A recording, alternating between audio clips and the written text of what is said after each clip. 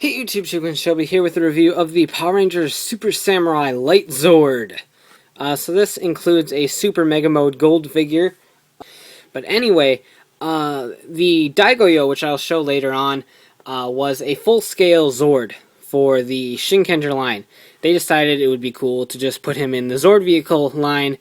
So you've got this tiny, weird version of LightZord that transforms into a spider. That's strange. We'll get to that too. But yeah, I think this figure would have worked a lot better if it was released in the deluxe assortment. So it was the same scale as the Samurai Megazord. Because if you watch the show, you know that the limbs of this guy can pop off, and he replaces them with the limbs of the Samurai Megazord to make some weird name that I forgot right now. But you can't obviously do that because you've got the little dinky guy right here. So that feature is removed completely. I think instead of making that weird GigaZord that they're making, they should have just made this guy the 4th deluxe Zord, and that would have worked a lot better, but they shoved him in here, so what can you do? As far as the little Super Mega Mode figure, head pops off. It is the same head as the one on the normal mode, so he is still on drugs as well. And he's carrying the LightZord, so you've got some sort of LightZord paradox when this guy rides that one, and I'll show that happening later. So yeah, it doesn't really do anything. It's crappily painted. It's not horribly painted. I mean, this is gold, but outside of that, it looks okay. But yeah, you get the Super Mega Mode Gold, which is always nice, since who knows if we're actually going to be able to see it in the show ever. But that's an argument for another day. So here's LightZord. Articulation-wise, he's got very simple points of articulation. Rotations. And a head rotation, thanks to the transformation. Obviously, he can no longer see when that happens. But what can you do? Not much. And nothing down here in the legs. So that's all he's got. He does have a transformation gimmick, though, which I guess is neato. He turns into a spider, the SpiderZord. Why is there a SpiderZord? They didn't know what to do with this guy, so they made him turn into a spider. Not sure what the Bandai people were smoking when they did this, but it's actually kind of neat. So make him blind, which is sad, but can't really do anything about that. Take off the arms. Take off the legs. There's a hole right there, you can kind of see right through it. Those will plug right back into where you pop them out at. Just like so. And the arms, rather, are actually going to peg in right up here, like this. Pop this out, that doesn't need to be there. Just like that. So this one will peg in like that. And then these branch out like so. And then this will split open and go like that. So here you have the SpiderZord. These arms could actually flip around. The instructions show it like this because this is where the feet of the ranger sit. But you could flip them around if you wanted to have those ones facing up. It doesn't really affect it either way. But yeah, here is the SpiderZord. Riveting, I know, right? It rolls. That's really about it, is that it rolls. It's a little bit wobbly, and it doesn't actually roll all that well. These wheels don't really spin as well as they should. But, yeah, it kind of looks like some sort of weird Cybertronian jet mode or some weird crap like that. Because that's kind of what they pass off as Cybertronian jet modes in Transformers. But, I don't know, I kind of like it in a weird way. I mean, you could take Antonio here, and he's going to sit right on there like that.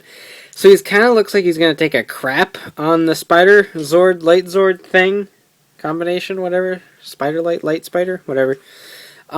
So it's kind of strange. I mean, if you flip the arms around, you could kind of wedge him in there to where he's sitting on the lamp, or the lantern part, where it looks a little bit right, but that's where you're supposed to put those, and he's kind of stupid. We don't really need that.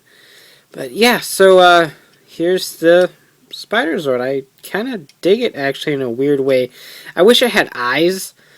Maybe have a piece of red paint right here or something to kind of make eyes or something. Because right now it doesn't have eyes, which makes it look like some sort of weird spaceship. But they did slim this down to look more like an abdomen, which I guess is kind of neat in a way. But it's a weird functionality that I don't really understand why it's there, other than to give the toy more functionality. But it's not actually all that bad, so I have to give credit where credit's due. It's kind of neat. So let's go ahead and get him back into LightZord mode. So now we're back with the LightZord. LightZord does have some combination possibilities, which is always a fun time. Basically, it makes his lantern mode that you see here with the jitte and the lantern into a Megazord combination. So what you're going to do is you can either leave his head like this or turn it around. Just for the sake of things, I'm going to turn it around. I don't think the instructions have you turning it around, but that's okay. Take these apart. There'll be a peg and a hole. So everyone knows what to do with those. So this makes the jitte, which looks really, really stupid. But that's pretty much how the Japanese one looks too. So even though I spent all that time trying to take these off, put them back on like this, this will make the lantern mode. There's a handle right here that you just pop out. Bam, lantern.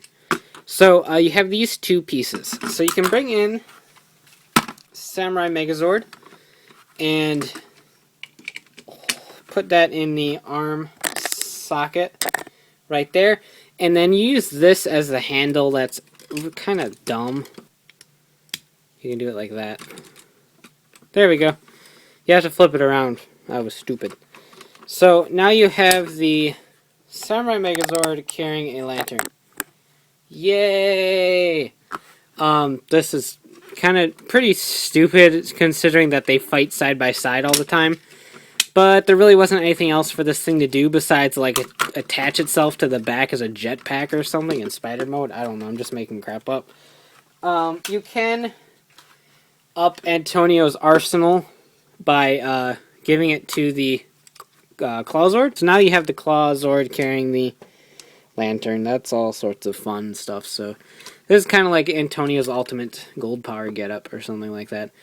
I don't know.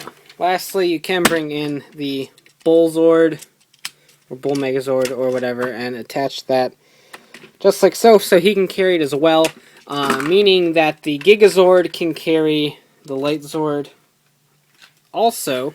And included with the LightZord is an Origami LightZord, because that's their gimmick now, is to include origamis with all the Zords. But he looks very stumpy, and the problem I have with this thing is that the little slots that they put up here aren't big enough to fold over to secure this in place, so his head falls off really easy. The bottom one's staying a little bit better. That's actually fairly secure. But then his legs are all kind of jacked up and his arms don't really move, so he just kind of falls over and dies. But again, as always, and there goes a leg. It's a cool little addition to include for the kids to do and stuff, but they need to figure out how to construct these a little bit better, because this is just kind of horrible. Comparing this to Daigouyou is kind of a shocking thing. So here's LightZord. And here's Daigouyou. It's like Mini-Me, sort of.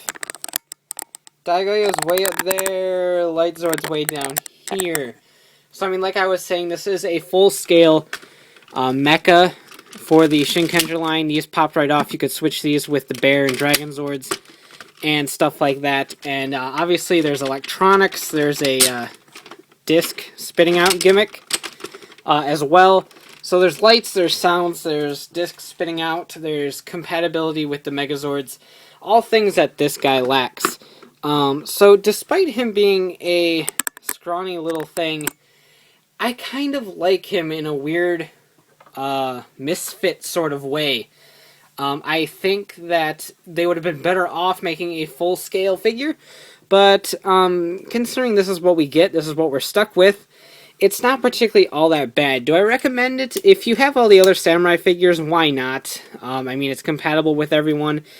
It is kind of cool. It does have the spider mode. I kind of dig it. But, it's still not all that great. The two toys released in this line, the ClawZord and the LightZord, are both kind of easy passes. However, when you consider this is the only form of representation the LightZord is going to get in the Samurai line that we know of, it's kind of worth picking up just to have in your collection. So, I do definitely recommend it. I think it's worth the price. It does transform, so it does have some playability all by itself. So that's something that a lot of the other Zords don't have. So I do definitely recommend the LightZord. It's a better pickup than the ClawZord overall, but it is still kind of weird. So you can check out ShukenShobi.com for this updates on my reviews and hauls, and of course check out RidersRangersandRabbles.com for your latest token news in the craziest way possible. So take care and have a great one. Bye.